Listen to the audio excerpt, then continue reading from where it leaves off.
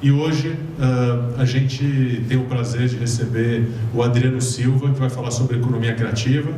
O Adriano é o editor-chefe, o criador do projeto Draft, que acho que é o principal ponto de encontro sobre esse assunto hoje no Brasil. Ele tem vasta experiência jornalística, ele vai falar um pouquinho sobre esse assunto. Obrigado por aceitar nosso convite. Com vocês, Adriano.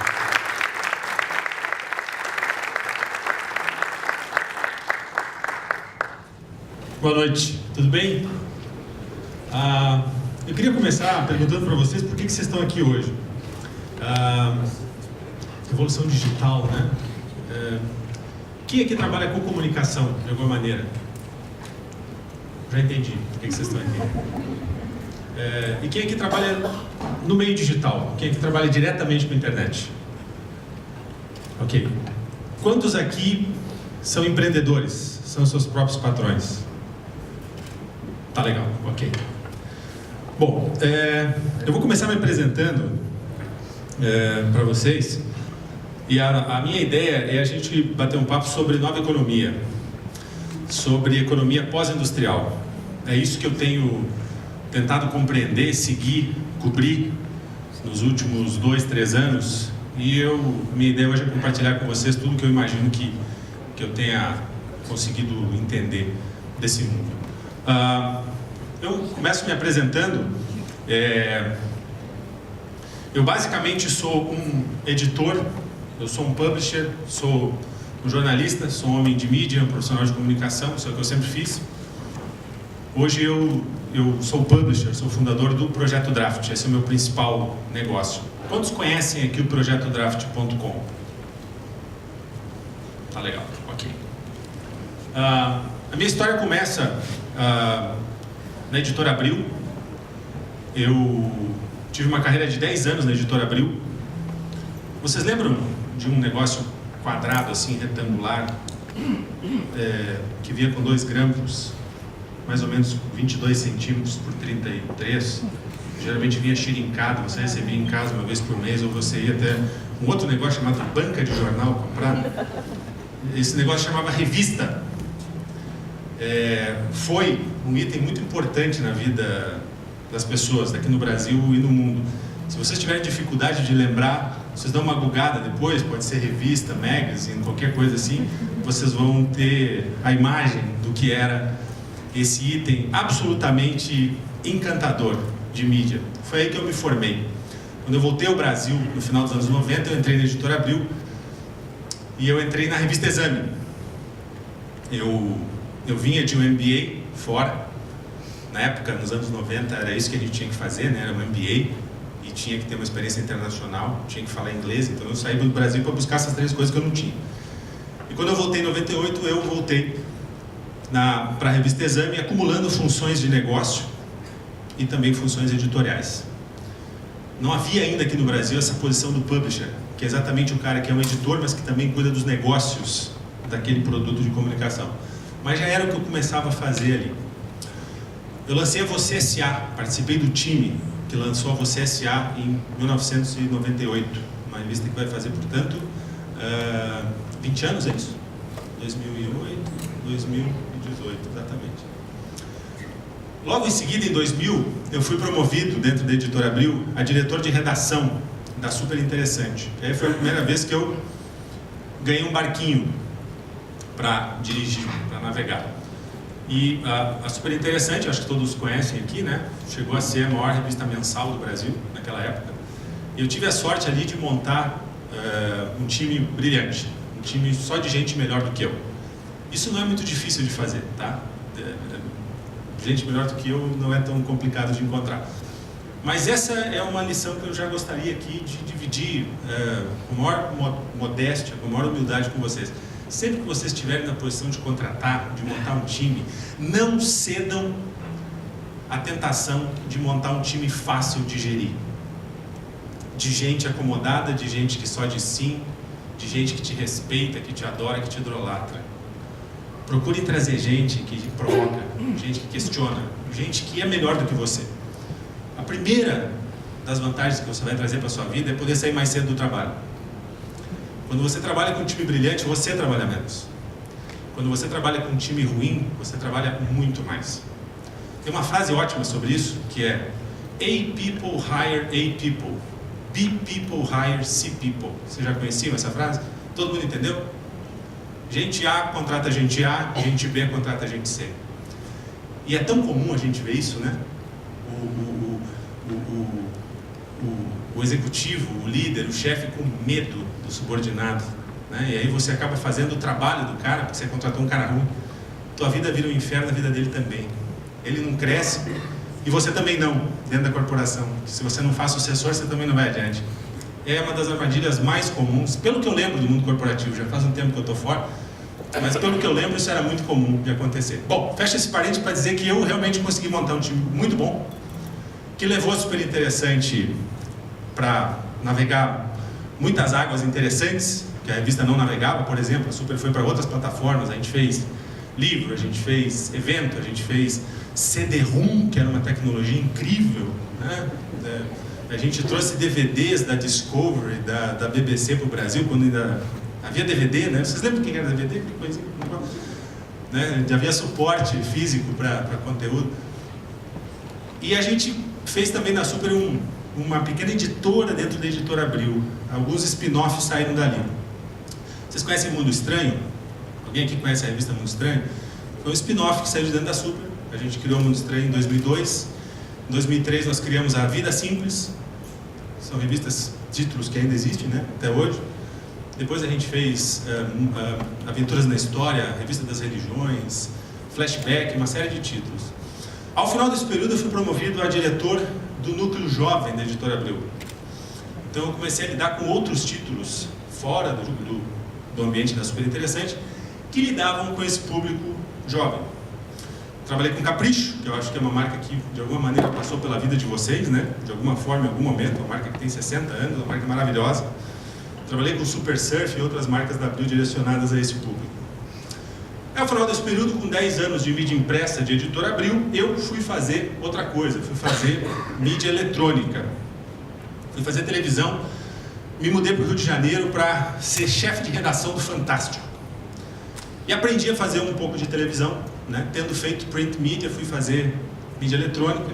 E ao voltar a São Paulo, eu saio da vida executiva, em 2008, e eu também passo a fazer algo que eu não tinha feito de modo frontal, que é a mídia digital. Estou falando tudo isso, esse longo introito, para vocês entenderem um pouco quem é que está aqui falando com vocês e qual é o ponto, a partir de que ponto de vista eu estou tecendo as coisas que eu vou compartilhar com vocês hoje, até para vocês pegarem tudo isso e botarem no lixo, eventualmente. Tá? Em 2008, além de tendo feito mídia impressa e mídia eletrônica, passar a fazer mídia digital, eu também deixo de ser executivo. Eu tenho um pouco esse talento de lançar negócios nos piores momentos da economia mundial. Eu criei uma empresa chamada Spice Media, com a qual eu trouxe o Gizmodo para o Brasil. Vocês conhecem o Gizmodo? Quem conhece o Gizmodo aí? O Gizmodo é o maior blog de tecnologia do mundo. E esse é um momento interessante, vale a pena falar um pouquinho, depois a gente fala um pouquinho mais. É um momento interessantíssimo, esse momento que a gente lança o Gizmodo aqui, porque é um momento pré-redes sociais.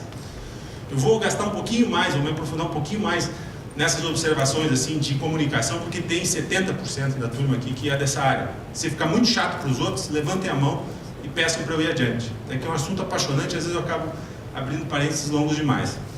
Mas a blogosfera é um fenômeno interessantíssimo. A blogosfera, ela é uma revolução digital dentro da primeira revolução digital.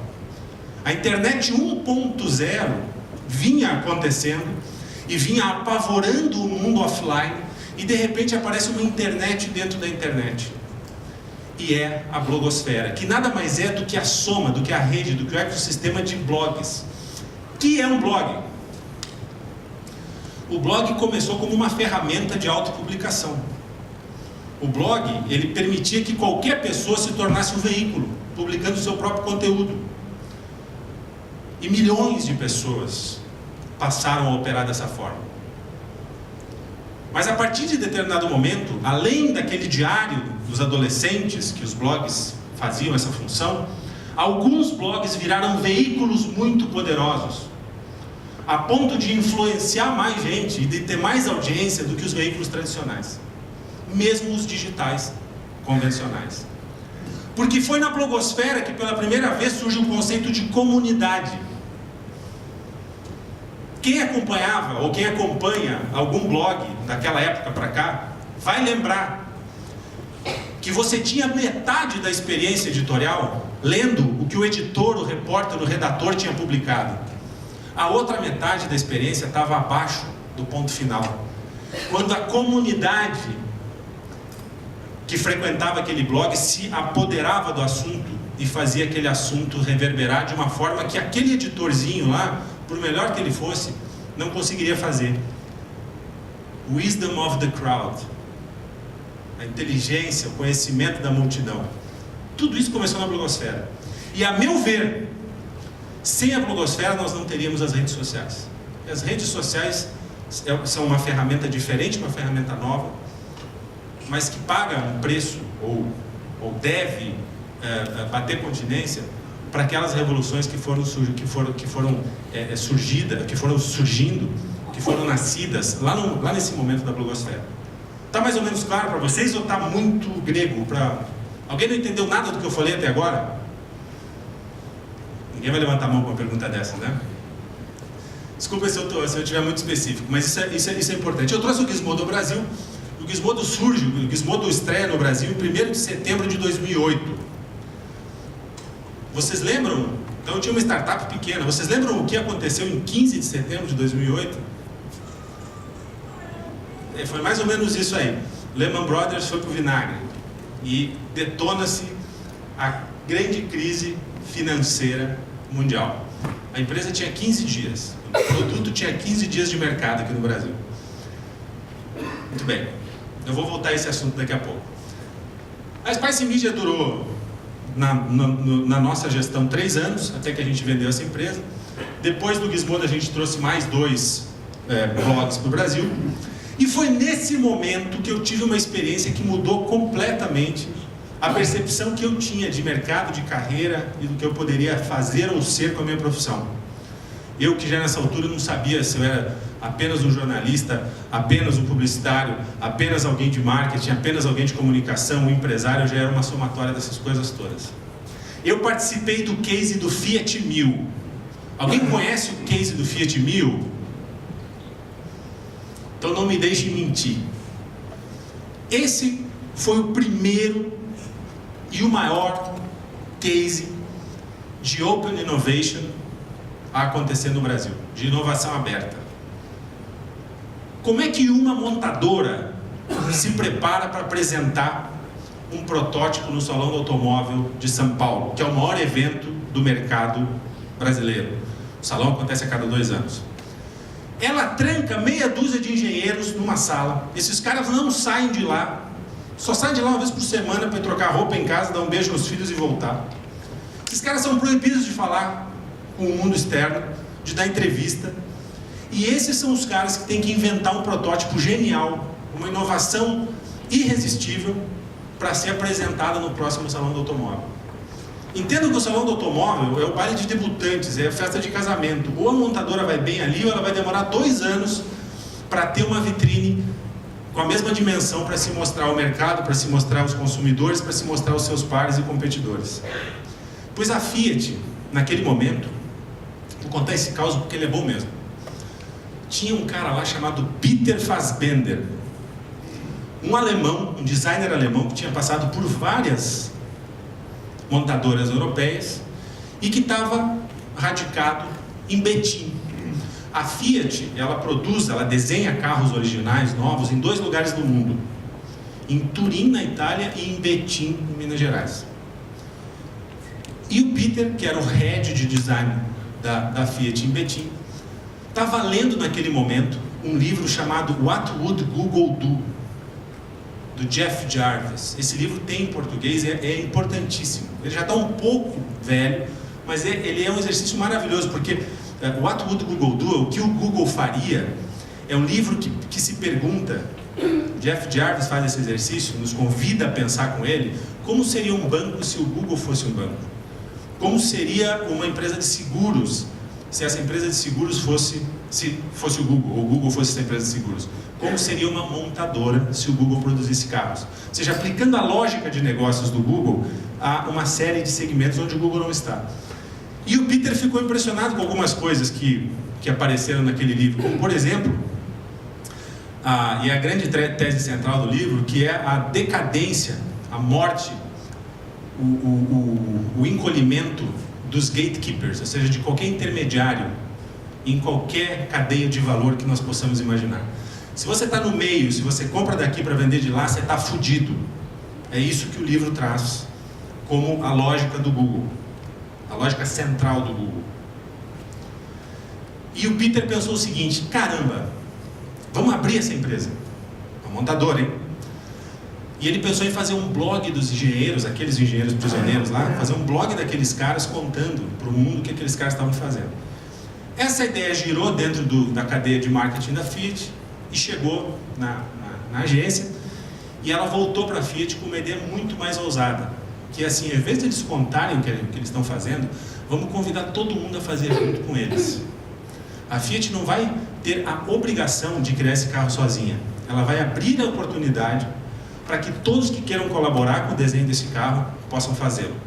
Isso é um projeto de Open Innovation, de inovação aberta, quando a empresa inova e desenvolve produtos com os seus consumidores e com mais quem quiser participar. Esse foi um projeto desenvolvido ao longo de 18 meses numa plataforma aberta, ainda no momento pré-redes sociais. Isso foi agora em 2009, 2010, então o Twitter e o Facebook já existiam, mas estavam muito longe de ter a força que eles têm hoje e a presença que eles têm hoje nas nossas vidas. Então ele é um projeto site-cêntrico, e nós tivemos 17 mil pessoas de 165 países que enviaram 11 mil ideias. O meu trabalho era fazer essa tradução dessas ideias, clusterizar isso aí, falar com a Fiat, voltar para os caras. Então foi um diálogo lindo, quando as pessoas disseram: a gente quer um carro urbano. Você quer um carro urbano? Maravilha. Então pode ser um carro pequeno? Pode. Então posso tirar o porta-malas? Não. E esse foi um diálogo intenso entre aquela comunidade que se criou e a empresa. Isso aqui mudou completamente. Esse carro acabou sendo produzido como protótipo, apresentado no salão de 2010, e acabou mudando a minha ideia, a minha concepção do que eu estava fazendo ou do que eu poderia fazer no mercado. Muito bem, eu vendi a Spice Media 3 anos depois para um grupo que nos comprou, e eu fui fazer outras coisas, como conteúdo para marcas, ao longo do período de 2 anos, de 24 meses, que eu me vi confinado a não empreender na minha área, porque eu tinha vendido aquela empresa. Não sei se vocês já passaram por esse processo. Você vende uma empresa, você assina uma cláusula de não competição, você fica um tempo sem poder fazer aquilo que você fazia antes. Eu me vi nessa posição, 2 anos na geladeira. E nesse período eu fiquei olhando para o mercado, entristecido com o mercado de mídia, porque afinal de contas a Times estava vendendo metade do prédio em Nova York, o New York Times não sabia o que fazer da vida, o Estadão já estava vendo naquela época, não conseguia vender, a Brinda não tinha entrado na crise que entrou, mas enfim, era uma indústria da qual todo mundo estava saindo, e era a minha indústria, onde meu propósito, meu coração, minhas gônadas batem, existem e estão enraizadas. Como é que eu faço? Vou fazer um outro vestibular? O que eu faço da vida?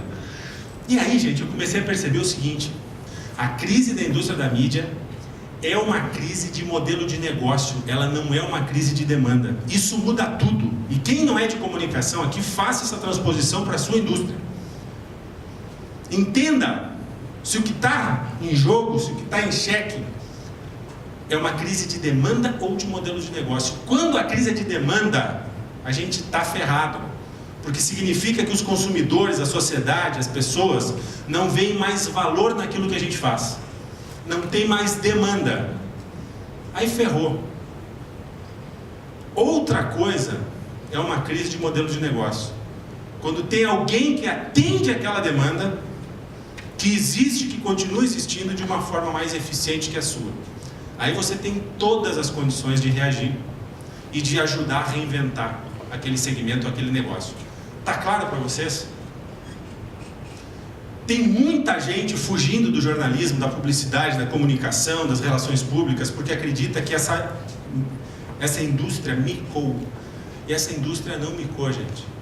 A demanda das pessoas por conteúdo, por curadoria, continua absolutamente acesa. E eu diria para vocês, continua maior. Ela é maior do que jamais esteve. Quanto mais conteúdo nós temos no mundo, e hoje nós temos conteúdo pra caramba, todo mundo aqui é produtor de conteúdo. Ao tirar um selfie, ao escrever um tweet, a botar uma foto no Instagram, a gente produz conteúdo de uma forma inacreditável. Uma garota de 18, 17 anos, de 15 anos hoje, ela produz mais fotos do que um fotógrafo profissional produzia nos anos 80, ao longo da carreira inteira, da vida inteira. A minha filha é youtuber aos 10 anos. E detalhe, além de ela não ter me pedido jamais uma instrução, até porque eu não teria muita condição de dar essa instrução, quando eu precisei profissionalmente entender que diabos era o Snapchat, eu tive que fazer uma consultoria com a minha filha de 10 anos. Não para uma atividade de lazer minha. Não é vem cá e me ensina a usar isso aqui porque o papai também quer brincar. É porque eu precisava fazer uma proposta comercial que tinha que ter o Snapchat dentro. A minha consultora tinha 10 anos. Eu continuo não entendendo. Fiz a proposta, mandei e continuo não entendendo. Mas esse é o mundo que nós vivemos. Significa que a grande questão para a gente é modelo de negócio. A MTV, meus amigos, não existe mais.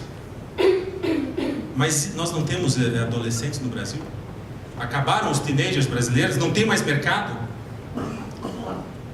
A revista Nova talvez não faça mais sentido você recebê-la uma vez por mês, ou ter que pagar 2 anos de mensalidade, de assinatura adiantada. Esse modelo aí foi pro vinagre. Mas nós não temos a mulher da Nova. Cada vez mais a mulher empoderada, a mulher que tem uma horizontalidade de gênero e que quer as mesmas oportunidades e que quer ter a mesma voz, que busca isso. Pensem em todas as outras comunidades que a mídia tradicional conseguia endereçar. Essas comunidades continuam vivíssimas. Então eu comecei a perceber que, ao contrário da indústria da mídia ser um lugar micado, ela é hoje, possivelmente, o mercado que mais oferece demanda desatendida. Porque é onde mais tem comunidades demandando bom conteúdo e boa curadoria sem ter onde procurar.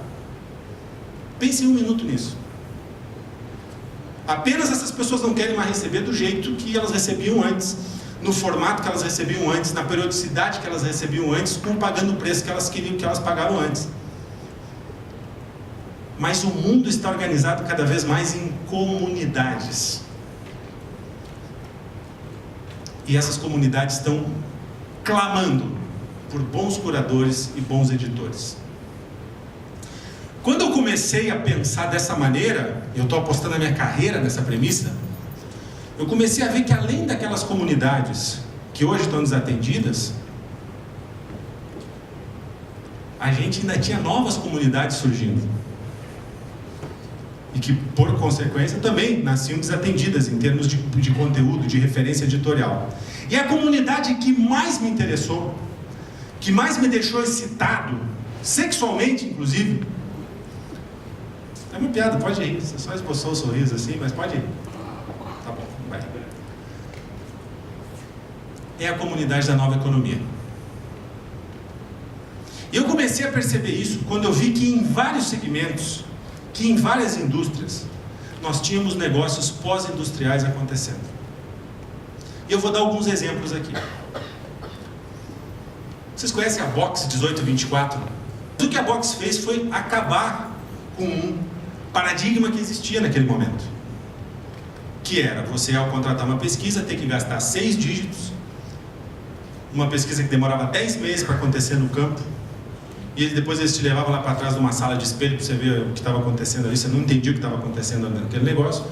E ao final desse período, quase um ano depois, eles te traziam um calhamaço de 900 páginas, com espiral preto, ilegível, cheio de gráfico, incompreensível. Você tinha que contratar uma outra empresa para traduzir aquele calhamaço para você, mais 6 dígitos. Era assim que se comprava pesquisa no Brasil. E a Box chegou e disse: vamos fazer diferente. E eles implementaram uma série de disrupções, palavra importante para a nossa conversa hoje. Uma delas é a entrega, só uma delas. A entrega da Box é um storytelling, é um filme. Você já deve ter visto algumas pesquisas, já deve ter, mesmo que vocês não conheçam a Box, vocês já devem ter sido impactados por alguns filmes da Box, como por exemplo O Sonho Brasileiro, Sonho Brasileiro na Política, o Universo Jovem. Eles lançam memes, eles lançam uma nova semântica quando eles se apropriam de um assunto. E eles viraram os queridinhos do mercado. Deixa a Box de lado. Perestroika. Quem conhece a perestroika? Perestroika inventou um segmento novo na economia brasileira, que é o segmento dos cursos livres. Como é que era a educação executiva antes da perestroika, que é de 2006, 2007? Portanto, já tem quase 10 anos de mercado também. Como é que era? Ou era o modelo HSM, 2.500 cadeiras da Brahma lá no AMB, para você assistir o Tom Peters, falar de um livro que você já tinha lido no ano anterior, ou o modelo Fundação Dom Cabral, flip chart, metade da turma dormindo. E a perestroika, 2 moleques trouxeram para o mercado uma disrupção. A educação tem que ser completamente diferente, tem que ser informal, tem que ser horizontal, tem que ser descontraída. Os professores também podem ser alunos, os alunos também podem ser professores. Não tem pedestal. E a gente vai aprender tomando cerveja. É um happy hour. Muito mais acessível. E isso inventou no Brasil um segmento que hoje, além aqui da Unips Cultural, se a gente quiser contar, não dá para contar nas duas mãos. Nós temos como players Escola de Design Thinking, Escola da Vida, Escola São Paulo, Academia Draft, uma série de... para onde você olhar, você tem gente se reunindo para ter uma experiência de compartilhamento de informação e de conteúdo nos moldes que a perestroika trouxe para o mercado. Música, por exemplo, é ótimo para a gente compartilhar informação, né? Mais música de boa qualidade, assim. Isso também era uma piada. Eu estou conectando muito o humor de vocês. Vou continuar tentando. Não desisto. Agora você abriu um sorriso. Boa. Deixa de lado a perestroika. Vamos falar em gastronomia. Esse é um segmento... Alguém atua em gastronomia aqui? Você tem um restaurante? Você fornece? Trabalha com vinhos? Eu vi que a sua pele é boa. Eu sabia que era alguma coisa prazerosa. Você fazia alguma coisa, né? Isso transparece. Nosso segmento, teu segmento, está sendo selvagemente reinventado hoje. Vamos começar pelo vinho. Los Mendocitos. Os caras saem de bicicleta oferecendo copas de vinho que vem direto de Mendoza.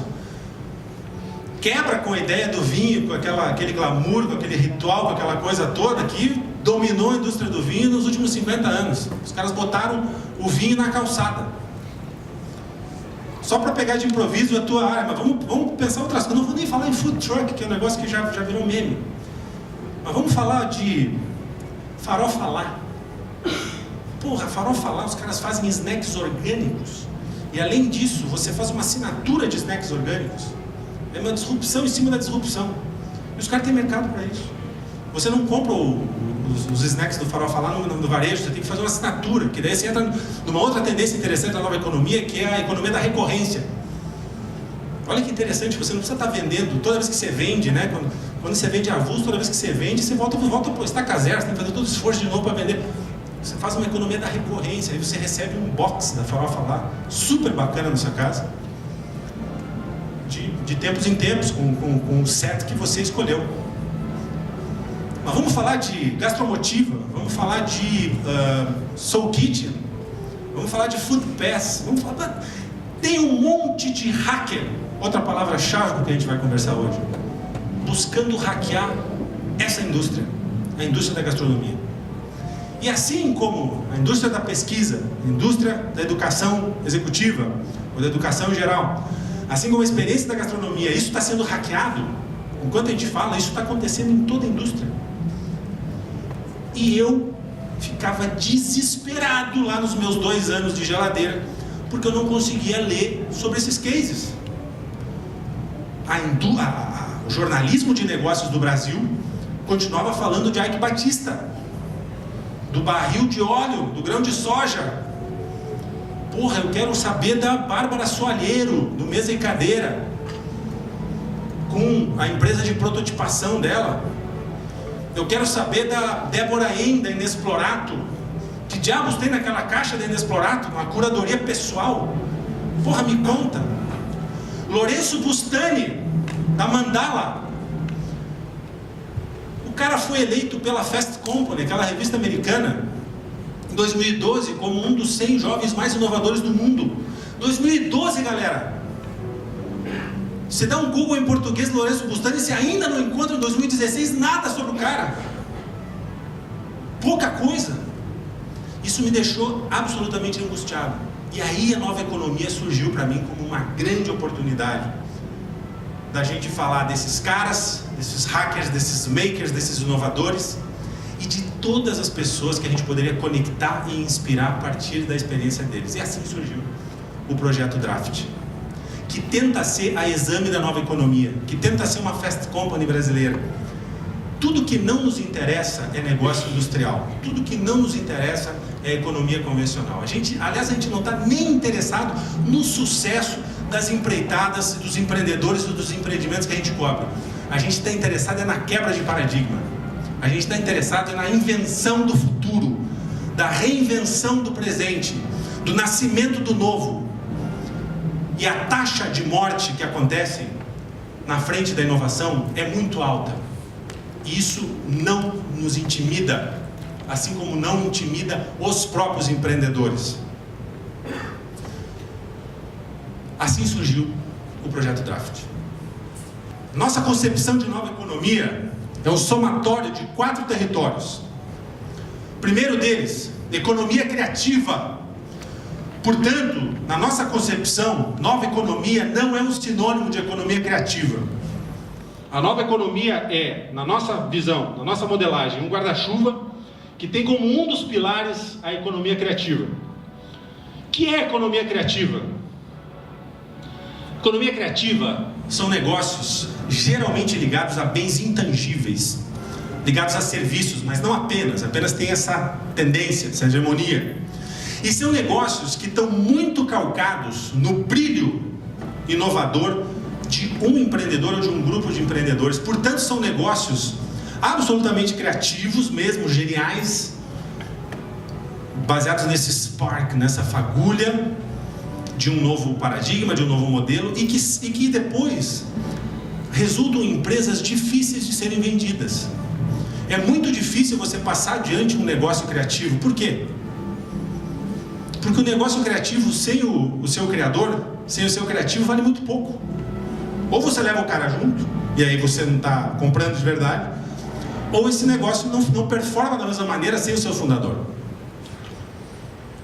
E aí nós temos negócios ligados à publicidade, jornalismo, gastronomia, arte, enfim, toda essa turma aí. Segundo pilar da economia, da nova economia, os negócios sociais. Negócios sociais ou negócios de impacto.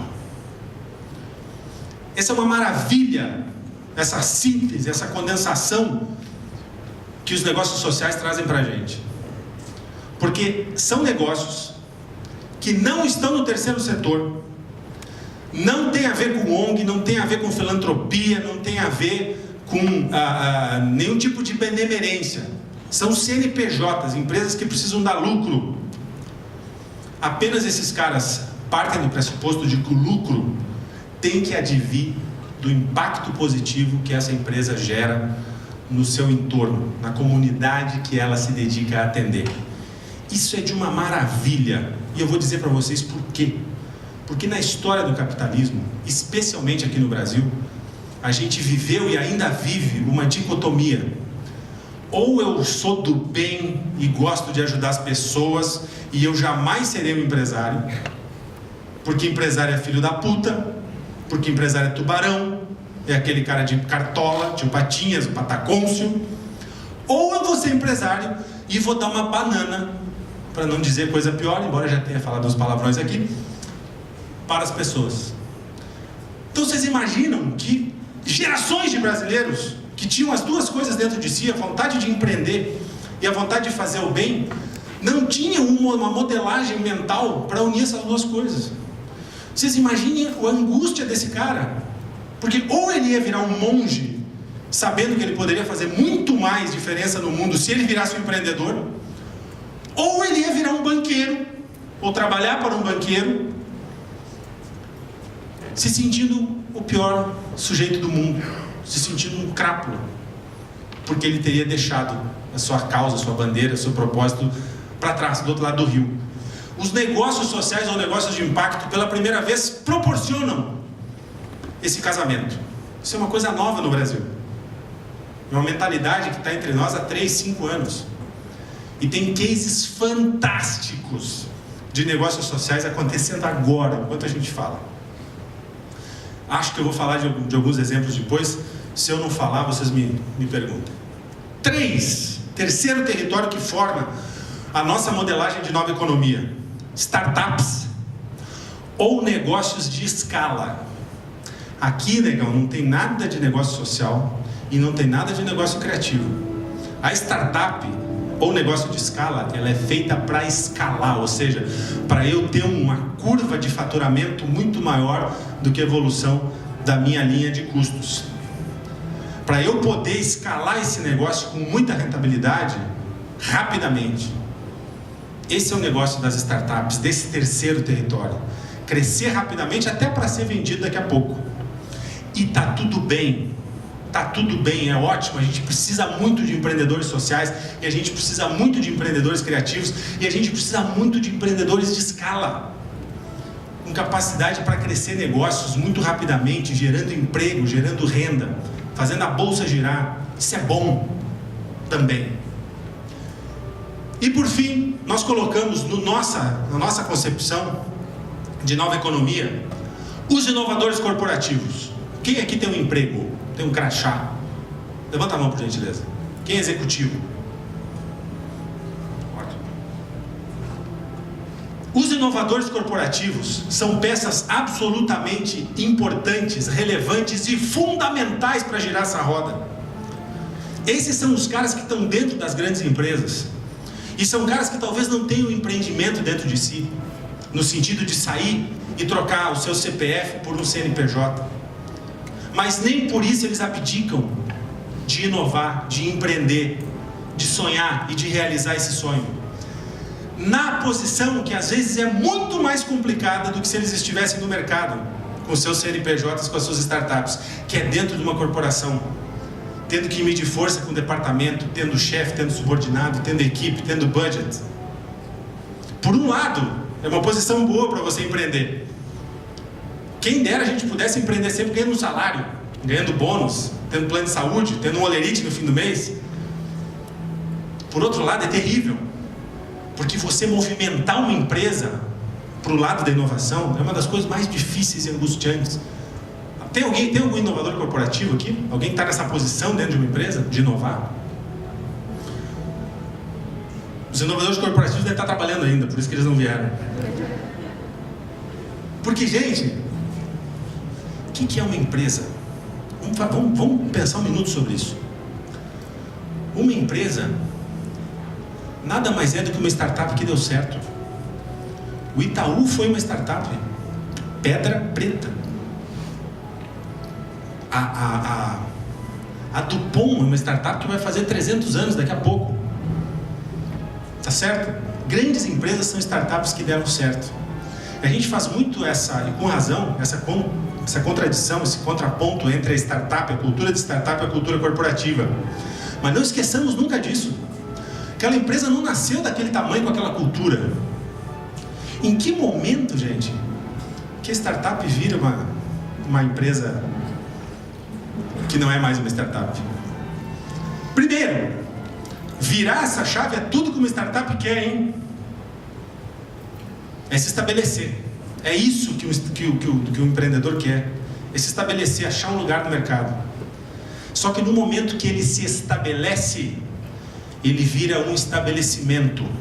Por isso a gente chama empresas de estabelecimentos. Antigamente se chamavam, eu tenho um estabelecimento na rua do ouvidor. E quando você vira estabelecimento, você vira establishment. Deu para sacar? Você traz uma ameaça para o mercado. Você batalha pra caramba para achar o teu lugar no mercado. Quando você acha, você se estabelece, vira estabelecimento, vira establishment. E aí o que você faz? Seu próximo passo é matar a próxima ameaça. Você trouxe a disrupção. Essa era a tua bandeira. A partir do momento que você entrou, você vira de costas e dá o tiro na próxima disrupção. E em todas as que vierem. E você vira completamente a tua mentalidade. Porque você vai defender aquilo que você já conquistou. Antes você não tinha nada. Você tinha tudo a conquistar. Então, o inovador corporativo, esse cara que tenta arrastar essa empresa para o futuro, para a inovação, para se reinventar, para deixar para trás os paradigmas que já funcionaram, esse cara é um herói. Esse cara que tenta trazer para dentro da corporação um vento novo, um jeito diferente, o espírito hacker, esse cara é um herói. E esse cara, o inovador corporativo, é um pária no mercado. Na empresa, ele é um chato, ele é um inconveniente, ele é um insatisfeito, ele é o cara que dá o passo à frente do pelotão e toma o tiro e toma o tapa. Ele é aquele prego na tábua que está com a cabeça acima das outras, é o primeiro a tomar uma martelada para ficar todo mundo nivelado. Esse é o inovador corporativo dentro da corporação. E no ecossistema das startups, dos empreendedores hipsters bonitinhos, que usam blusão de Star Wars e que trabalham nos coworkings da Vila Madalena com barbão e camisa quadriculada, esse cara é um bundão, porque ele trabalha na grande empresa, porque ele tem um olerite, porque ele ganha bônus, porque ele tem um Vectra preto, agora não é mais Vectra, um Corolla preto na garagem, porque ele tem um celular da firma. E isso os hipsters não suportam. Então esse cara está perdido no meio. O inovador corporativo, ele não está entre iguais dentro da empresa, ele não está entre iguais nos coworkings da Vila Madalena. Se vocês entendem o que eu quero dizer com isso. A gente reconheceu esse cara. Esse cara é parte importantíssima. Inclusive, porque esse cara, se não existisse, faria com que o ecossistema de inovação no Brasil e no mundo, isso vale para qualquer lugar, faria com que esse ecossistema do empreendedorismo não girasse na mesma velocidade e com a mesma eficiência. Pensem no cara que deu o primeiro contrato para a Box 1824 em 2003, 2002. Quando o padrão de mercado era o calhamaço, espiral preta. Esse cara botou o emprego dele na reta, porque ele tomou uma decisão diferente do mainstream. A coisa mais fácil para ele era fazer aquilo que sempre havia sido feito. O segundo, terceiro, cara, o cara que contratou a Box no segundo ano, esse estava indo na onda. Aí estava fácil essa decisão. Aí era uma obrigação do diretor de marketing contratar a Box. Primeiro não. Tem uma frase do Veríssimo que eu adoro, que diz que o cara mais inovador do mundo é o cara que provou a ostra pela primeira vez, né? Vocês imaginem o Neandertal, assim, quando viu aquele negócio, abriu a ostra e disse, vou provar. Esse cara assumiu riscos. Esse é o inovador corporativo. Uma ostra tem seu valor, né? Eu gosto, por exemplo. Ostras de Santa Catarina, especialmente. Muito bem. Essa é a nossa concepção de nova economia. Eu queria falar para vocês de 3 tipos de gente que atuam na economia pós-industrial. E vamos falar um minuto, vocês vão me perguntar, mas por que pós-industrial? Não é que não tenha indústria, não é que não tenha fábrica, não tenha linha de montagem. Trata-se de um raciocínio industrial, essa terminologia. Eu estou falando de um arcabouço conceitual, não do dia a dia. Às vezes a gente tem negócios pós-industriais que são chão de fábrica. Farofa lá possivelmente é um caso. Mas é um raciocínio que passa por reconhecer o wisdom of the crowd, por reconhecer a importância de você lidar com dinheiro de outra maneira, a importância de você lidar com um paradigma de abundância e não de escassez. Tem uma lógica de raciocínio que a gente pode chamar de pós-industrial. É isso que eu quero dizer quando eu me refiro a esse termo. E neste mundo da nova economia, nós temos pelo menos 3 tipos de cidadãos operando. O primeiro são os makers. Makers, se a gente for olhar ali no estrito senso do termo, o maker é o cara do Arduino, é o cara do Fab Lab que vocês viram. O Fab Lab chegou fantástico, é uma alegria, né? Fab Lab virou mainstream, é ótimo. O maker é esse cara que está lá com o chip, né? com a impressora laser, é o cara que está lidando na marcenaria. Esse é o cara da robótica. No estrito senso, isso é um maker.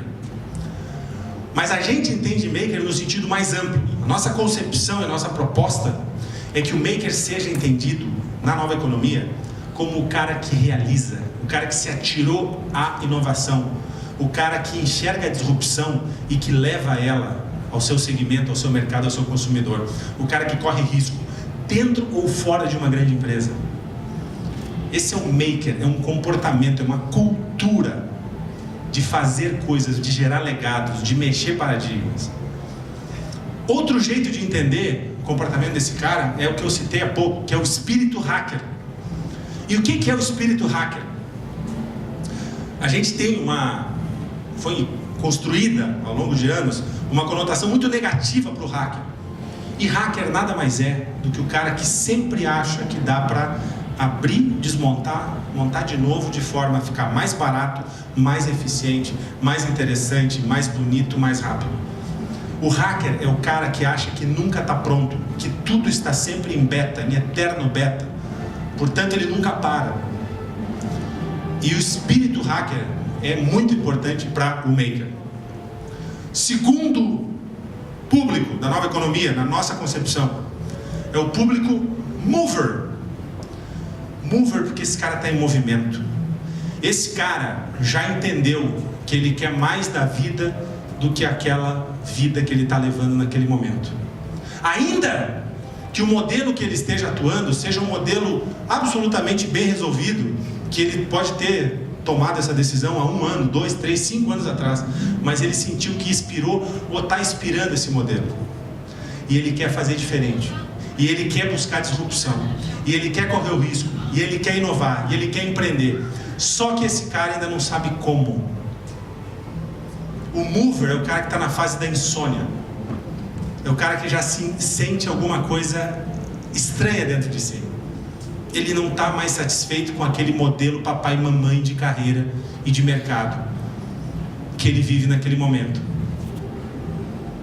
E a gente entendeu no draft que se a gente pudesse contar as histórias dos makers, dos caras que já se jogaram, dos caras que já saltaram, com as suas alegrias, sua tristeza, seus tombos, seus aprendizados, seus erros, contasse jornalisticamente, sem fazer nenhum tipo de apologia, sem maquiar a realidade, mas simplesmente mostrando essa realidade que não estava mapeada nem mostrada em nenhum outro órgão de imprensa de jornalismo econômico no Brasil. Se a gente fizesse isso, se a gente desse os makers e traduzisse os makers para a galera, a gente ia ajudar muito os movers a cometer menos erros. Inclusive, para o cara dizer, não está na minha hora, deixa eu dar um passo atrás aqui. Ou talvez isso não seja para mim. Ou talvez eu vou fazer diferente. Então não é também que, ao contar as histórias dos makers, todos os movers virarão makers. Alguns vão voltar para trás e é ótimo, porque isso passa por autoconhecimento, que é uma outra palavra importantíssima para a gente falar de nova economia. Eu vou voltar nesse ponto daqui para frente. Autoconhecimento. E o terceiro público são os watchers, que são aquelas pessoas que ainda não estão na fase da insônia, ainda não estão completamente insatisfeitas com a vida que estão levando, com a carreira que estão desenvolvendo, mas são absolutamente interessadas em consumir esse conhecimento sobre inovação, sobre disrupção, sobre nova economia, sobre empreendedorismo. Tá claro até aqui, galera? Ok? Alguns cases aqui que são interessantes. Esse é o case da Laranjas Online. Essa menina herdou um pomar de laranjas em Sorocaba. Vocês podem imaginar um negócio mais medieval do que você herdar uma horta, uma lavoura, um pasto, um pomar?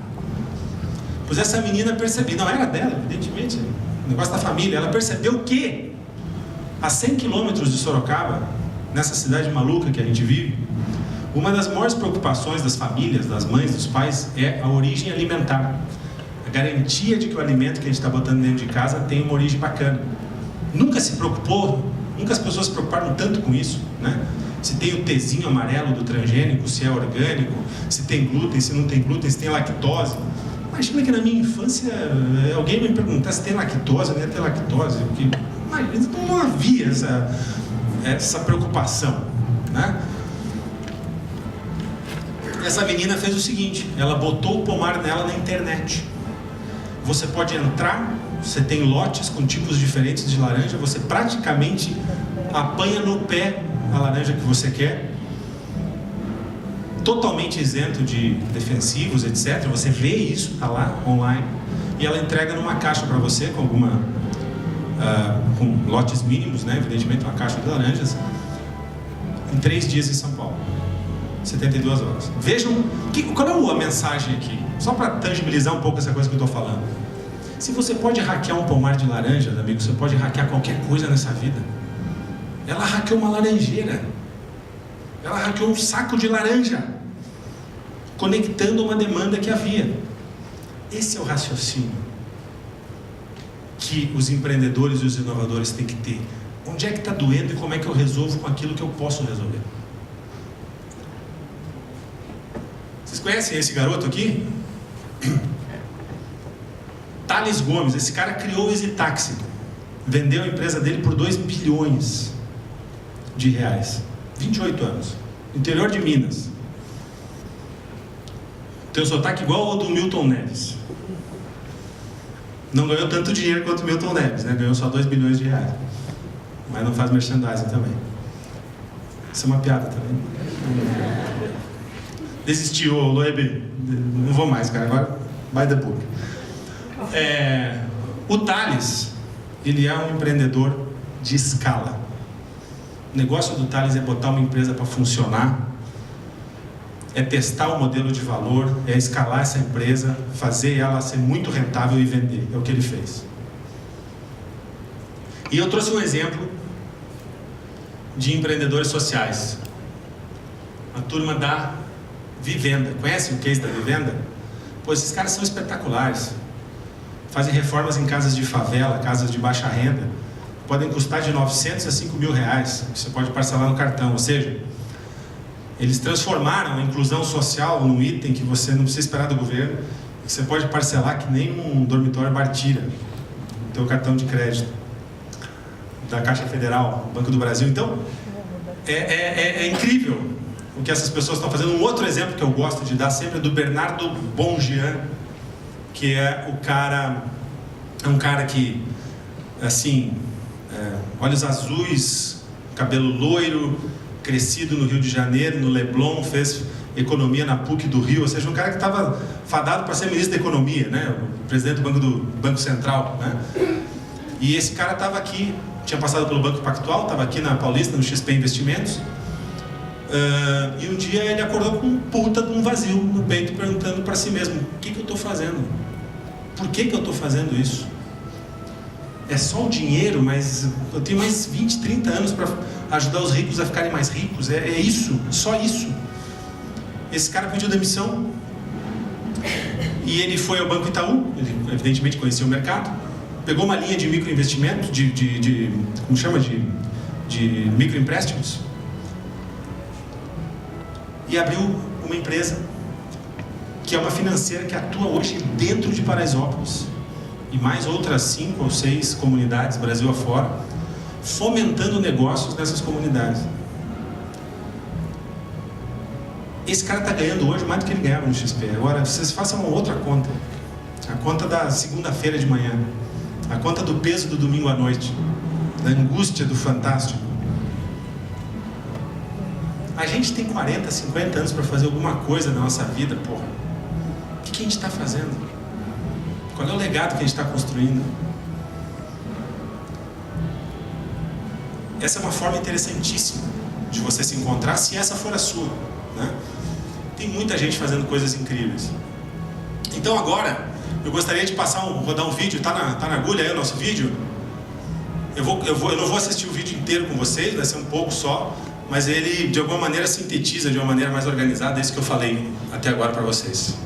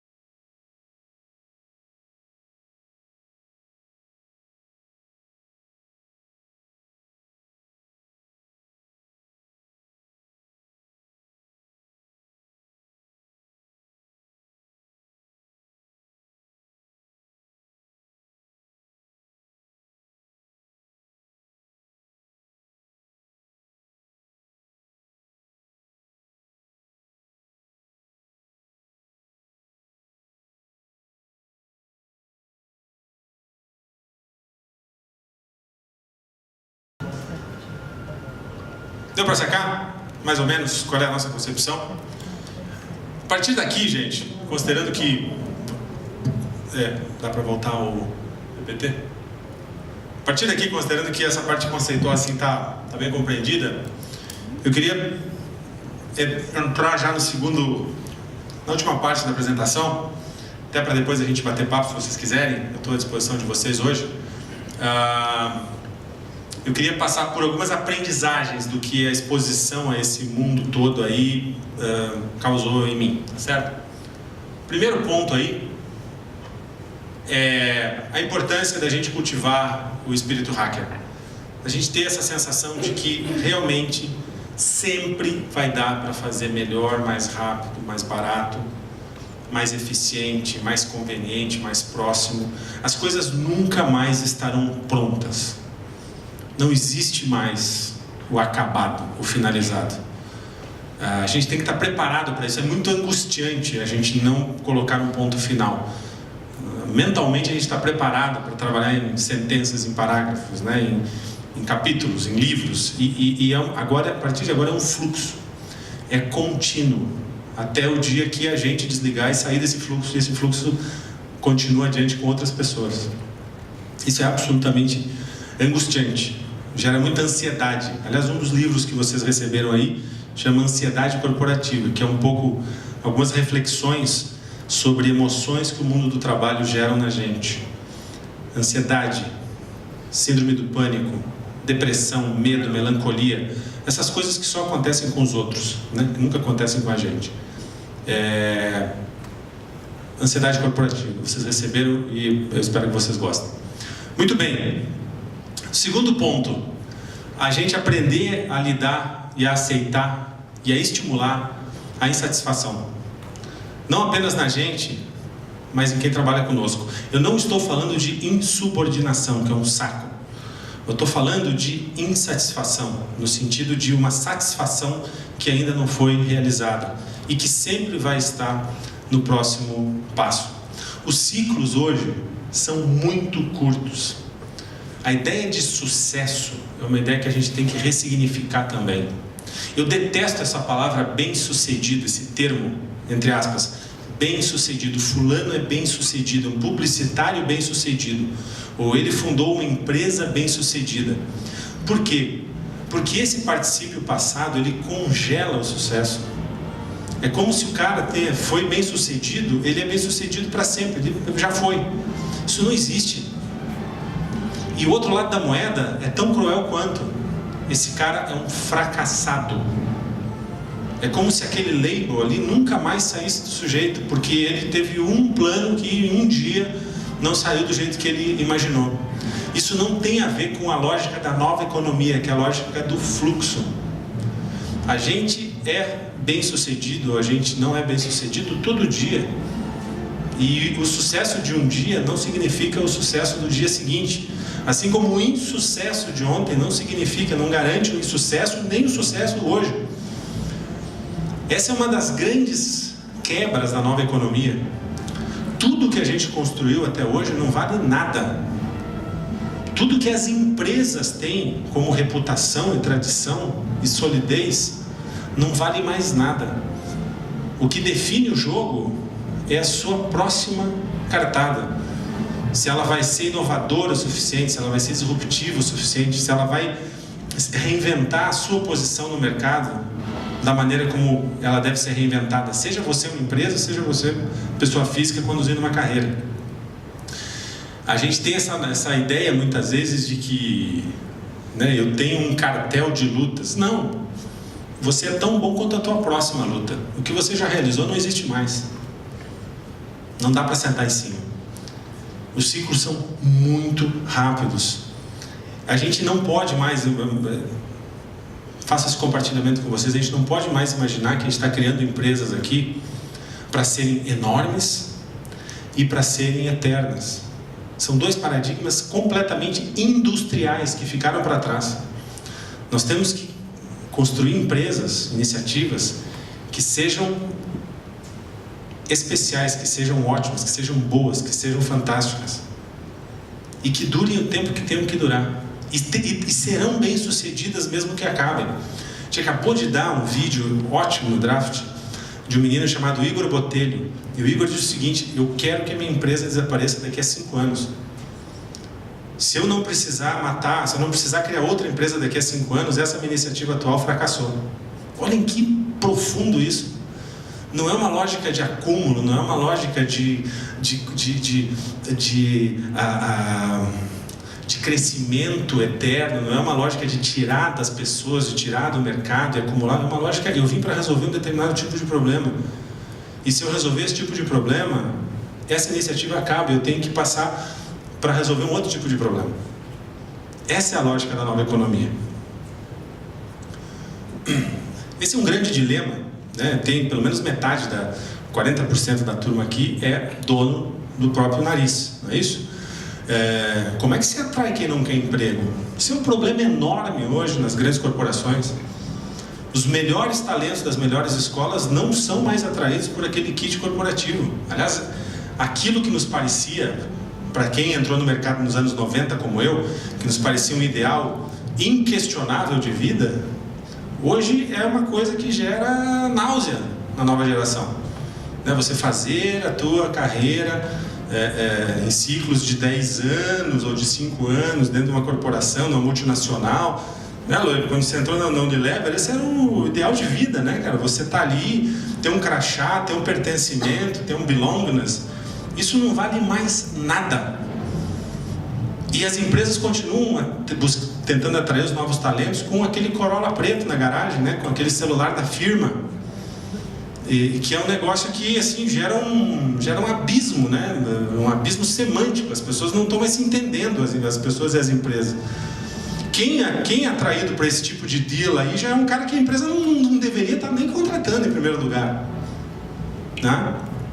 Como é que a gente vai resolver isso? Eu não sei, mas eu acho que a gente tem que pensar a respeito, seriamente. Acho que, por exemplo, quando a gente vê o Itaú fazendo o cubo ali na Vila Olímpia, vocês estão ligados? Todo mundo conhece o cubo do Itaú? Não. Quem não conhece, levanta a mão. Tá. O Itaú tem um prédio ali na Casa do Ator, na Vila Olímpia, que é um lugar destinado a receber empresas. E nada tem a ver com o Itaú, não são funcionários, é um ambiente que o Itaú criou para atrair empreendedores. A minha leitura disso é que o Itaú está dizendo o seguinte: querido, você não quer vir trabalhar comigo, ou você não quer vir trabalhar para mim na pessoa física, venha trabalhar comigo na pessoa jurídica. É isso que as empresas estão fazendo com os seus programas de startup, com os seus pitch days, com os seus hackathons. Estão querendo reconectar esses caras no ground deles, não no que eu quero impor. Por isso que, se vocês, a Telefônica tem uma aceleradora para atrair esse tipo de gente, porque senão a tua corporação fica muito parecida com o que foi uma repartição pública há 2 ou 3 gerações. E eu acho que a nossa geração, a dos anos 90, a dos proto-yuppies brasileiros, a qual eu pertenço, a gente já deu um avanço legal, porque na geração do meu pai, o ideal não era nem sequer fazer a carreira em ciclos numa multinacional.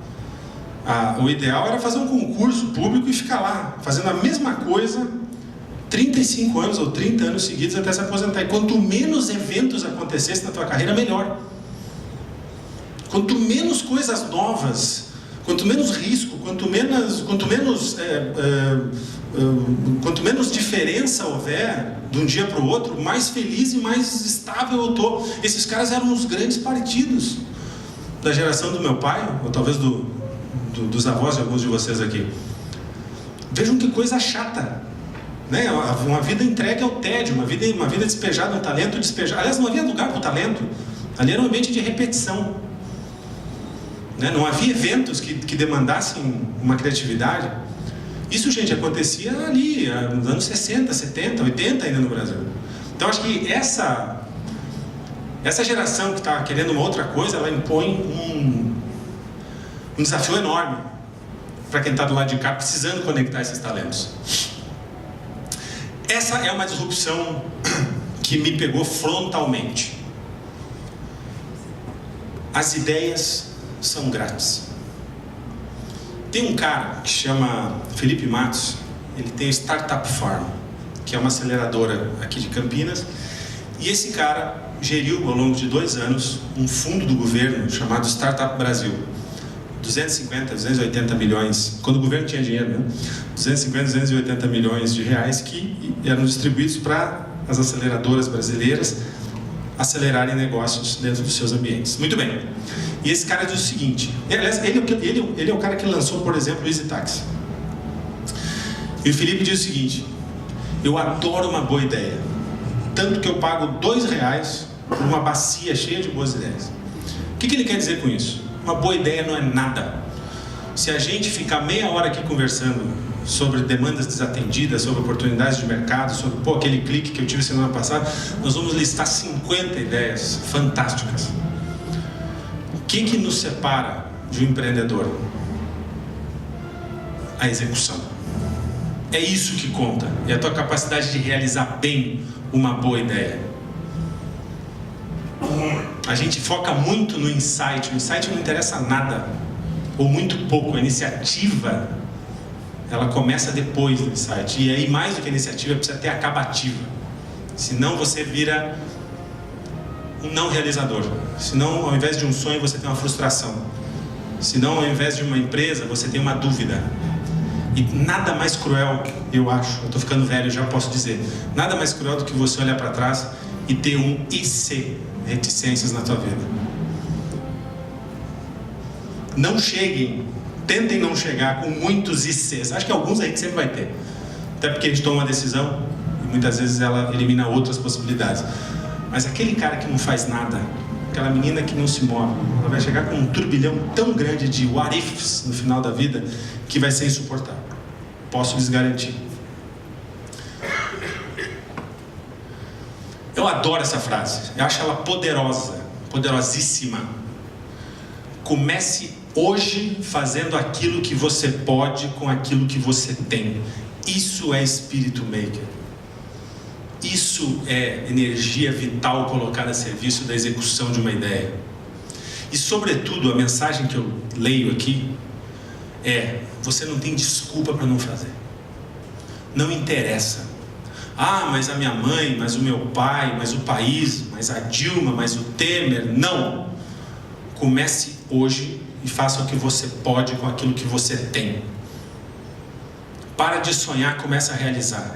Tira da gaveta. A gaveta não é um bom lugar para boas ideias. O papel não é um bom lugar para boas ideias. Boas ideias têm que estar no mundo, têm que estar na vida, inclusive para serem testadas e para o mundo te dizer que essa ideia não é tão boa quanto você imaginava. Volta para casa, na humilde, agradecido e não putinho, e adapta a tua ideia e volta de novo ao mercado.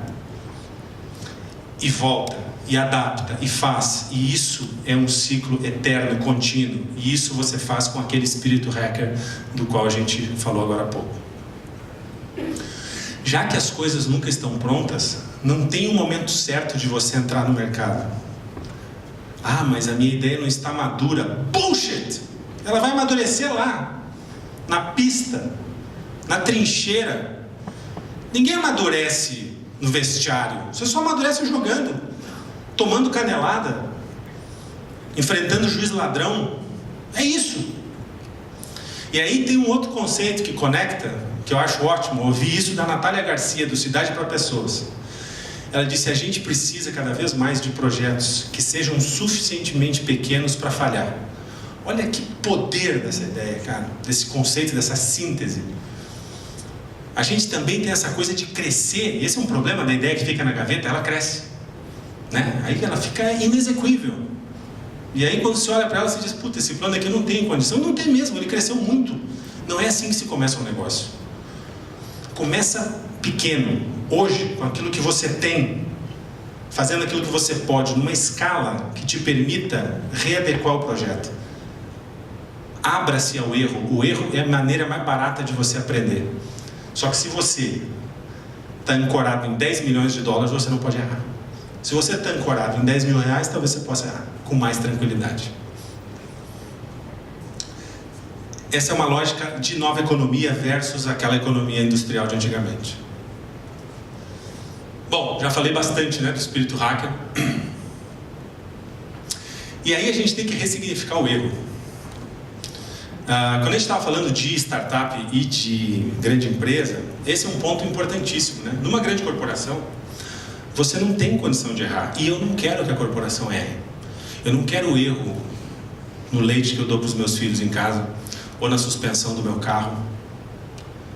Eu não quero erro na conta bancária do meu banco. Eu não quero erro. Aí, o processo tem que ser absolutamente reproduzível, com total grau de segurança. Para isso existe o pessoal da qualidade. Quando a gente fala que uma empresa é ISO, não sei das quantas, tem muita qualidade, essa empresa, numa régua de inovação, ela está na ponta negativa. Quanto mais qualidade, quanto mais reprodutível for o teu processo, menos inovadora é essa empresa neste processo. É maluco isso. Porque na inovação, na outra ponta, você vai errar. E como é que você conjuga garantia de qualidade versus erro quando você quer transformar uma empresa em inovadora, e todo mundo hoje busca isso como um santo grau?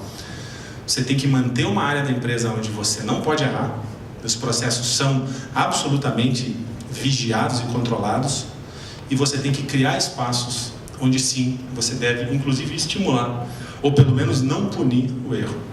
No entanto, a gente vem de uma cultura militar, e a nossa hierarquia empresarial é totalmente dependente, né, de uma ideia militar, de uma organização militar do século XIX, XVIII, com os rankings, né, que é feita para combater o erro, para perseguir e aniquilar o erro.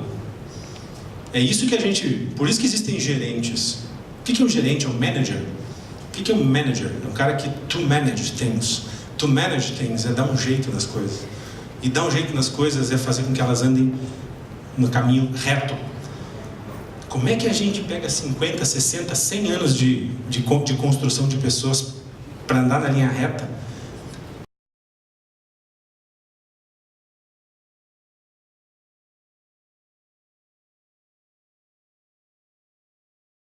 É uma puta. Acordou, né? É uma puta de um desafio para todos nós. Isso é uma coisa que tem a ver com propósito, né? Propósito é uma conversa muito importante. A outra dessas palavras, eu tinha deixado um gancho para falar, voltar a falar, que é o autoconhecimento, né? Sublinhei essa palavra ali atrás. E tem essa outra palavra que é muito comum, já virou um meme, já virou um clichê, que é propósito. Que diabos é propósito? Né? Quer dizer, aí, gente, é você ter a sensação de que você está fazendo com a sua vida exatamente aquilo que você deveria estar fazendo com a sua vida nesse momento. Isso é propósito. É ter a absoluta tranquilidade de que você está no lugar certo, no momento certo, fazendo a coisa certa. É difícil pra cacete.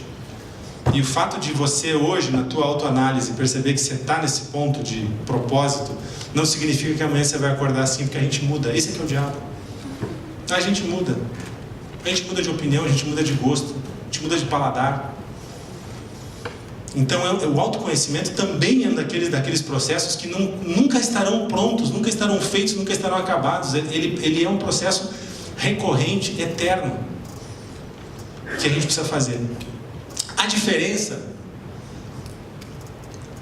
é que na nova economia, o que eu vejo nessa nova geração, desses moleques, é que eles partem de um pressuposto que já traz a questão do autoconhecimento embutido. Eu vou lhes dizer como eu aprendi a fazer negócio. Eu, geração anos 90. Olha para o mercado, encontra uma oportunidade, volta para casa, modela, faz o plano, acha o funding, se precisa de sócio, não precisa de sócio, e aí você lança. Se sobrar espaço no final do teu checklist, você se pergunta, mas na maioria das vezes a gente não se pergunta, isso tem a ver comigo? É o que eu quero fazer? E por que não está no checklist da economia clássica ou industrial? Porque para nós, deste lado do mundo aqui, que ainda é hegemônico, trabalho não tem absolutamente nada a ver com satisfação pessoal. A gente é feliz da sexta-feira à tardinha até a segunda de manhã. O resto da vida é um inferno. Então tá tudo certo. Eu vou montar o meu negócio em cima de uma oportunidade de mercado que pode não ter absolutamente nada a ver comigo. E aí eu vou tirar do mercado tudo que eu puder, o mais rapidamente possível, porque eu quero sair de lá. E essa é a relação que a gente tem com o trabalho na economia industrial. Para essa galera aqui é diferente. Esse cara parte do seguinte exercício: quem eu sou? O que eu quero? O que eu não quero? Qual é o mínimo que eu preciso para viver as coisas que eu quero viver? O que eu não quero viver, experimentar, nem por $1 milhão. E aí quando esse cara olha para o mercado, ele identifica uma oportunidade já com esse filtro. E aí sim ele faz todo o percurso. Modela, acha o funding, busca sócios e lança. E aí ele gera uma chance, se isso não é 100% de verdade, porque nós somos humanos e não somos uma equação, mas ele pelo menos está muito mais próximo de ter um business as a lifestyle, que é um conceito da nova economia também. Eu não consigo mais dividir o que é minha vida pessoal da minha vida no trabalho, meu negócio, do meu lazer. Eu não trabalho. Esse cara não trabalha nunca mais na vida. Ele está desenvolvendo um projeto, ele está realizando um sonho. É diferente, é totalmente diferente. E esse cara é feliz, esse cara muitas vezes quer que a segunda-feira volte logo, porque ele tem coisas que estão esperando, que são maravilhosas para ele realizar. Esse cara não tem a angústia do domingo à noite.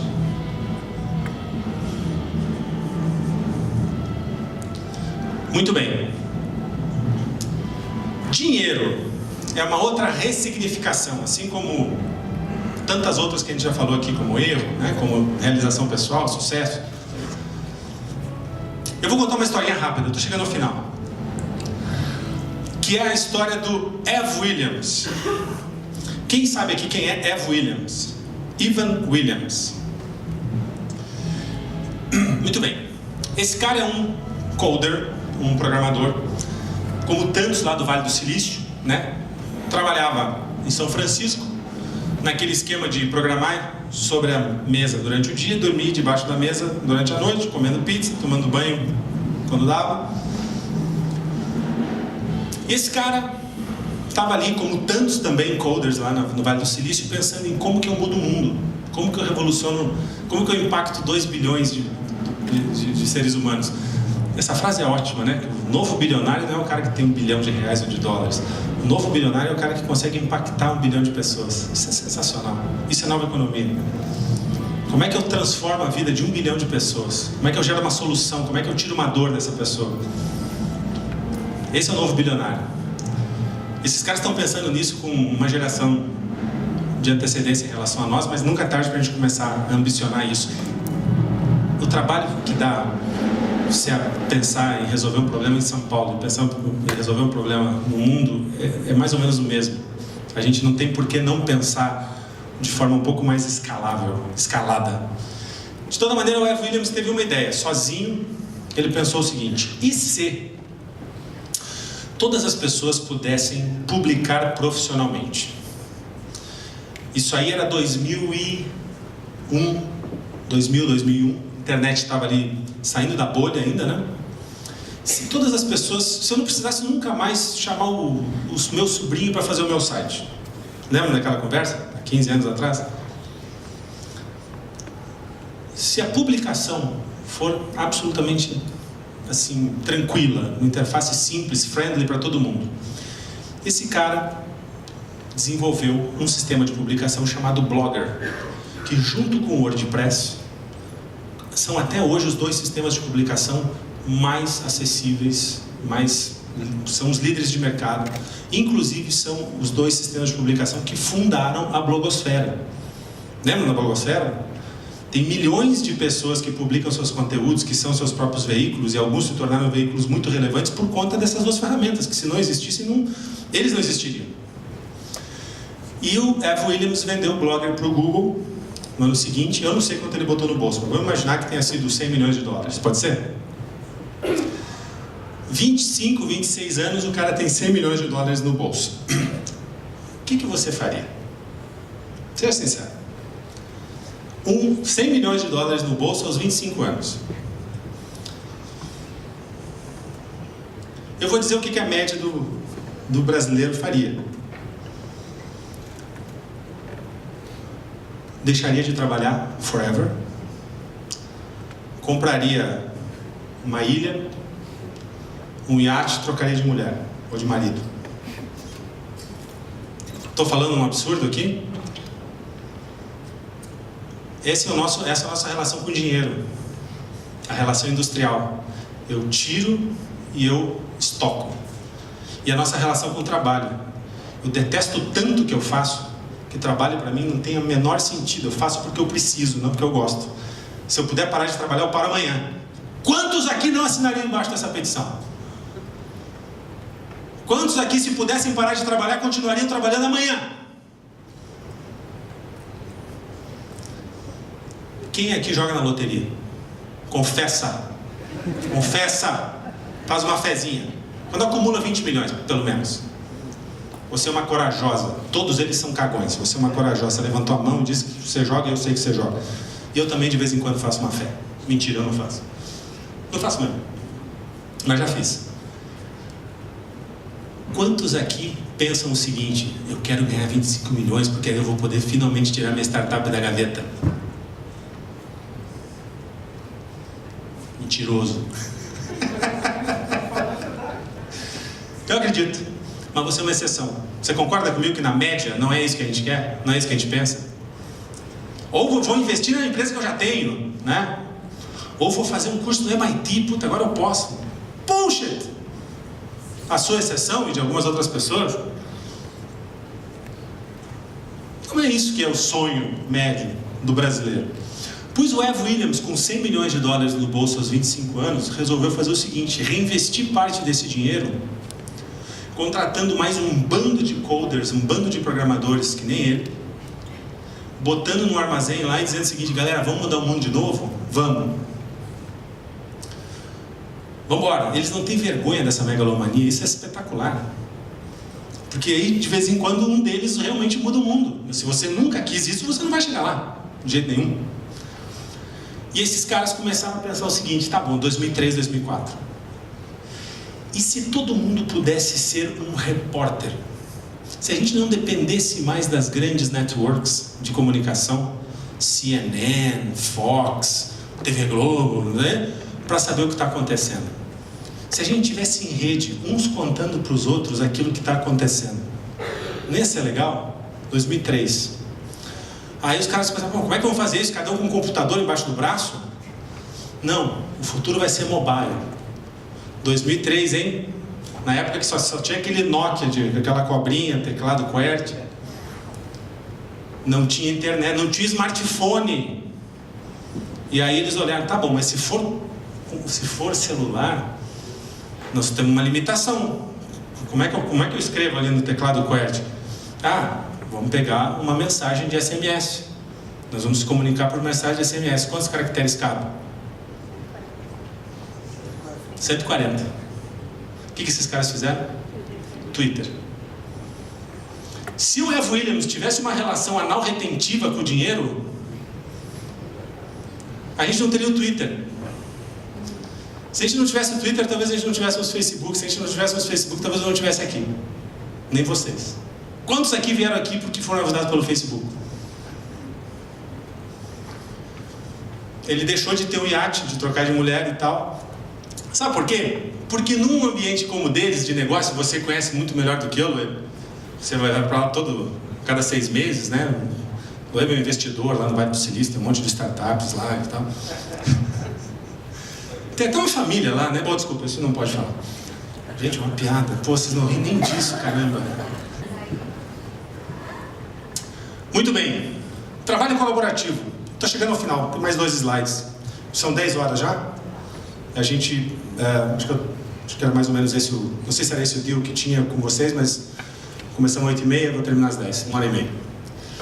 O que é trabalho colaborativo? O que é sharing economy? Que é outra dessas palavras que a gente tem que sublinhar e explicar um pouco. Porque a gente fala e muitas vezes a gente não sabe o que exatamente a gente está dizendo. Tem um conceito ótimo para definir a economia colaborativa. É você vir ao mercado conectando com outras pessoas em rede e você usar somente a sua capacidade ociosa. Tem aquela imagem da furadeira, certo? Você não precisa de uma furadeira, você precisa de um furo na parede. Você conhece essa imagem? Essa é uma imagem clássica da sharing economy, porque na maioria das vezes, na lógica da economia industrial, você compra uma furadeira e usa uma vez na vida. E a lógica da sharing economy é dizer o seguinte: que se a gente pudesse todos aqui em rede usar a mesma furadeira, seria muito mais legal para o planeta, para a economia, blá blá blá blá. Isso é Uber. É a gente usar a mesma furadeira. Isso é Airbnb. É a gente usar a mesma furadeira. usando a capacidade ociosa do que já existe, trocando ociosidades. Isso é um modelo que a gente precisa aplicar ontem aos negócios, porque isso torna tudo muito mais barato, muito mais simples, com menos risco. Isso permite que a gente teste muito mais coisas ao mesmo tempo. O famoso MVP, né? O Minimum Value Proposition, que é exatamente você ter aqueles projetos que são pequenos o suficiente para errar sem grande prejuízo, que você possa testar, voltar, adapta, volta ao mercado, retorna para casa. Esses conceitos que não tem mais absolutamente nada a ver, gente. Eu fico às vezes assim lembrando de quando a gente pensava em demografia para definir grandes investimentos. Isso ainda é pensado assim, agências de publicidade, editoras, mercados, planos de marketing. Não faz mais o menor sentido você pensar em homens e mulheres, você pensar em gente de 25 ou de 60, não faz mais sentido. Questão de gênero eu acho uma questão à parte. Eu acho que a gente não tem mais só dois gêneros. Eu reconheço toda a luta das mulheres e sou filho de mãe feminista e estou junto e tem muita coisa para ser conquistada. Mas se a gente olhar ali para fora, tem 30 gêneros hoje. 30. Certo? A gente pensar naqueles planos de marketing com homens e mulheres, masculino e feminino, já é uma coisa absolutamente... As diferenças entre esses dois conjuntos são tão enormemente gritantes que não faz sentido pensar eles como uma coisa só, ou como só duas coisas. Eu conheço gente absolutamente careta, morta intelectualmente aos 22, 23 anos, porque acha que já sabe tudo, está fechado. E conheço gente com 75 que é absolutamente curiosa, que tem uma mente alerta, um coração aberto, enfim, é outra história. E a gente ainda está pensando muito nessas questões de... Outra coisa, os sistemas não têm mais centro e periferia, né? Os sistemas são abertos. Qualquer ponto do sistema faz com que o sistema gire melhor ou gire pior, com as mesmas condições. Grande e pequeno. A gente rocei um pouquinho sobre isso ali, quando a gente falou. Os negócios não são mais feitos para serem grandes, eles são feitos para serem bons. E ainda tem muito preconceito em relação a isso. Por exemplo, a tua empresa não tem endereço? Não, não tem. Eu não tenho endereço, eu não tenho escritório. Eu trabalho 40% do meu tempo em home office, eu trabalho em espaços de coworking, e eu trabalho em café e restaurante em lugares como esse. E daí? No entanto, tem certas concorrências que você não consegue entrar porque você não tem endereço. Então, a gente vive um mundo ainda muito velho ali, mas a gente sempre... Eu estou te cuspindo pra caramba, né? Eu só vejo passar aqui pela luz. Você me perdoa, você não está sentindo, mas eu... Puta merda. Isso aqui é um lencinho, não, esse lenço está até pior. Melhor você ficar cuspido. Mas, enfim... são conceitos, né, que a gente poderia passar uma tarde conversando, e são conceitos importantes porque o nosso modelo mental passa por eles.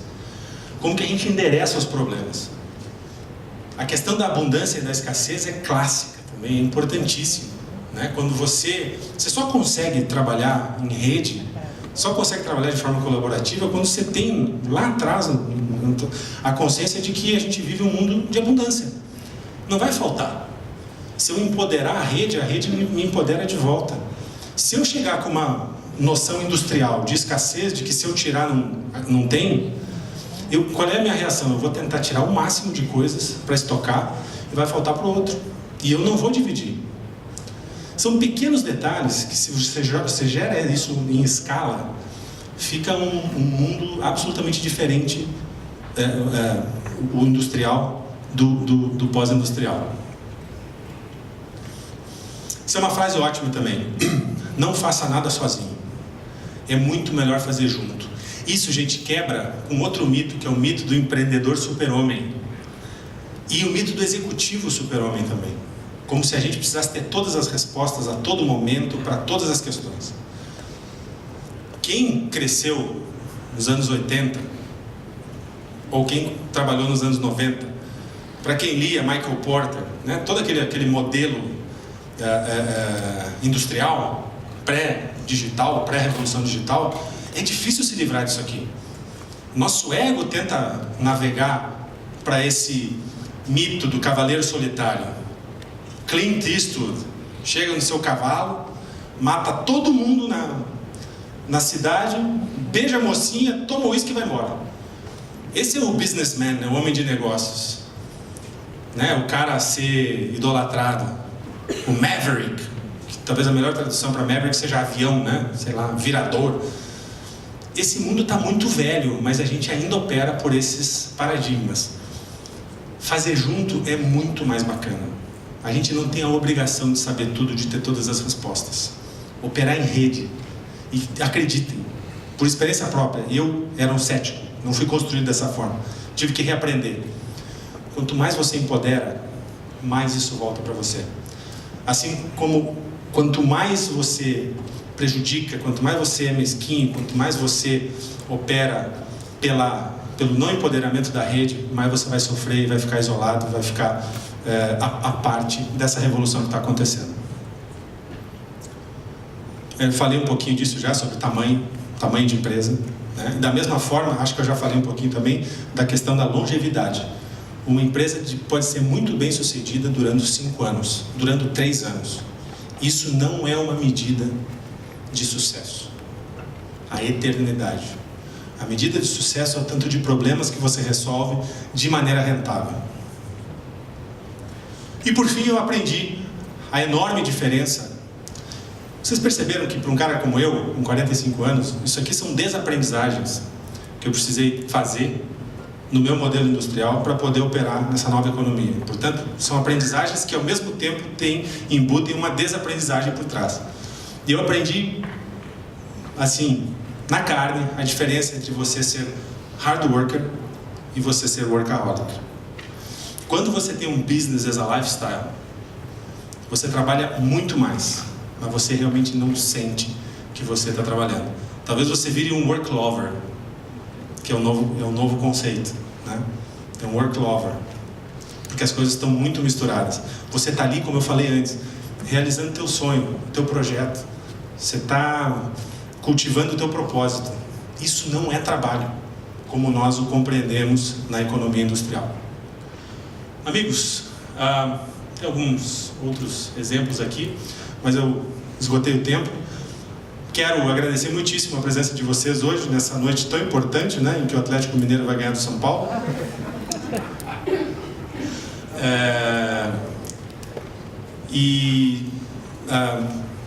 Dizer que eu espero que vocês apreciem a leitura de um dos livros que vocês receberam, talvez os dois. São livros que eu me expus de uma maneira absolutamente transparente, né? O Executivo Sincero são reflexões sobre o mundo corporativo, sobre vida executiva, e o Ansiedade Corporativa são essas reflexões sobre os impactos que o mundo do trabalho causam emocionalmente, né, na gente. E eu fico à disposição. Sim, legal. E eu quero dizer que aqui está o meu e-mail, se vocês quiserem depois me mandar uma mensagem. Também sou figurinha fácil aí no projeto draft.com, no Facebook, enfim, a gente se encontra aí se vocês quiserem continuar essa conversa. Quero agradecer muito ao Loeb, que é um grande curador, aquele playlist, aquele set list que você fez ali de pessoas que vão estar nesse palco aqui é espetacular. Eu me sinto honrado de você ter me convidado e eu poder fazer parte desse grupo de palestrantes. Quero agradecer muito a Carla e também a Elaine, que garantiram para a gente aqui, junto com o Bruno, né, a execução desse evento. E eu fico à disposição de vocês, para aqueles que ainda tiverem tempo e paciência, para a gente bater um papo aí, se for o caso. O microfone está à disposição de vocês.